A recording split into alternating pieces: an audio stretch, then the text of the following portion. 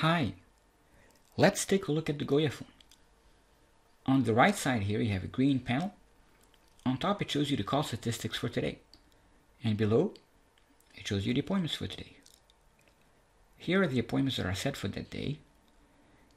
And you can see when you move your mouse over, it shows you in a little pop-up more information about the appointment, such as the time you scheduled the appointment, the name of the contact, any note you've added, and the date and time of that appointment. If you need to go see the lead, you just click here. If you have any late appointments, they'll appear in the late tab. If the late tab is invisible, that means there are no late appointments.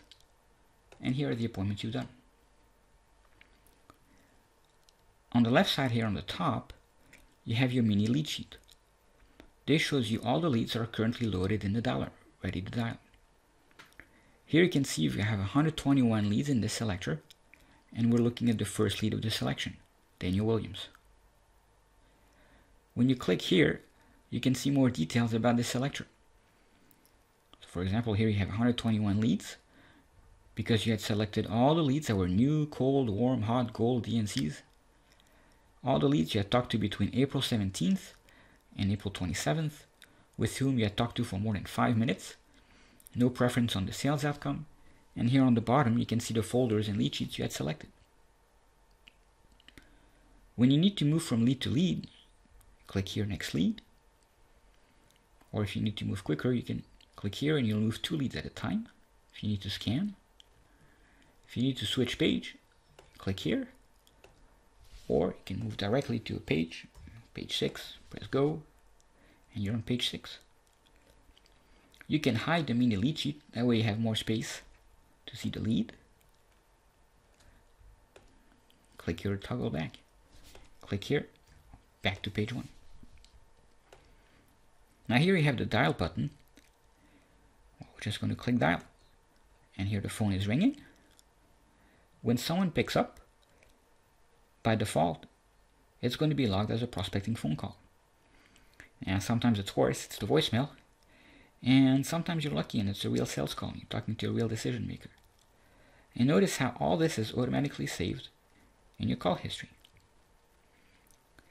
Now sometimes you're on the phone and you reach the switchboard and it says press 1 for sales, press 2 for support, press 3, press 4, or enter an extension number. And that's where this dial pad comes in. When you're done with your phone call, you just hang up and you have your call history all saved. If you want to see all your call history, you press here and you can see all the calls you've made. Press here, closes the section. Now, you made phone calls, and to follow up, you also need to schedule appointments. For that, when you move your mouse over the appointment button, it shows the appointment shortcut bar. +15, +30, +60. You know, people tell you, call me back in like half an hour. Okay, +30. Click here, press confirm, and the appointment's booked. Right here. Sometimes you need a more finite selection, so you click the appointment button and the set appointment pop-up appears. On top here you can select the time at which you need to call them back, for example 4:30 in the afternoon. And you specify time zone if you need to. And on the bottom you select the date. When you click on the date, right here it'll show you the other appointments that are set for that date.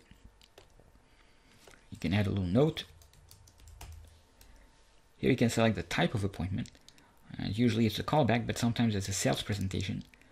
And if it's a sales presentation that's far out, you can note it as a sales presentation. That way you'll remember that this is a serious appointment you need to prepare for. Press save appointment. Press confirm. The appointment is booked. When an appointment is booked for a lead, it'll show here. Now sometimes make an appointment and it gets canceled. You click here. Or you call but they're just not there. Click there. That way you can find them again later. And sometimes everything works out and you click the done button. Confirm. And notice how here on the sales information, the appointments show up first because you're working on the appointment of that lead. And so the sales information will automatically readjust. When we were working on the phone calls, the call history was here, and now the appointment's there. So you always have the relevant information visible. So we have phone calls, appointments, emails. Click the email button, and the send email pop-up appears. Here on top you have the recipients with their email address. You can include them in the fields from to, CC, BCC. Now sometimes you're on the phone and the person says, well, you should also email John Smith, and here's his email address, jsmith@demo.com, just for test. And CC this person. Click right here. And here you can select your email template. So here's the information you requested. Hi Daniel, for example. Make your adjustment. Here you can toggle the email signature. You press send, and here the email is noted as sent. And note here, the email section appears here. Now you click here, and you can see your email history. The email we just sent, and any previous email you had sent. Now notice here, in order for the email to work properly, you want to make sure that you have this setting correctly set up. Email client setting number 7. If you're using a local program like Thunderbird, you want this option on. If you're using a web-based email like Gmail, you want this setting on. That way, when you're sending an email, the email appears in a different browser tab. But if you've got a local program, then it'll appear directly in your email client. So you've got the emails, got the phones, the appointments, favorites. Sometimes there are a few leads that you really want to be able to access quickly, and there's your favorite lists right here. Press the G button, the appointments. Press the G button, straight to your favorites. Press the G button, back to the appointments. Now, what else do we have? Status. Sometimes in sales, things get hot, and you just click, hi, it's a hot lead. But it never stays hot very long. So for example, this one is hot until May 27th. You see, right there. Now sometimes you want to be more finite than that, but usually when you select a status, it's based on your settings you've got here. See, for example, all leads go from hot to warm after 30 days, from warm to cold after 60 days. But if you want to say, for example, well, this person is going to be making a buying decision on May 1st, and after that it's over, then May 1st goes here, and now it's hot until May 1st. So that's how the dials work. The status, appointments, emails. What else do we have? Well, notes. You're on the phone. Now here was the note we've added just a few ago. You can add another note, for example, Mary. They give you an email, so you just have to note it down, mary@test.com. And you don't want to go and have an entire edit of the prospect, so you just note it like this. And now when you're done with the phone call, now you can update the lead information here, and you can see that today's notes appear on the bottom left of the pop-up. So you can just copy paste, add a new contact, for example, email, save changes, and there it is. Now you want to add a name, then name is not specified, so you want to add Mary, and last name Smith, and now you've added a new contact to the lead. There it is. Minimize this to see more. You can edit the business information. For example, business name goyaPhone. Save it. And notice here in the mini lead sheet, because we've added a business, now they're automatically adjusted. That way, if you're calling businesses, you'll have the business information, and if you're calling residentials, then you'll have more information about the contact on an individual. So the mini lead sheet automatically adjusts as well. So we have the businesses, the phones. So you have sometimes a cell phone, and a cell phone is tied to a single person. So for example, 408, 45, well, just for an example.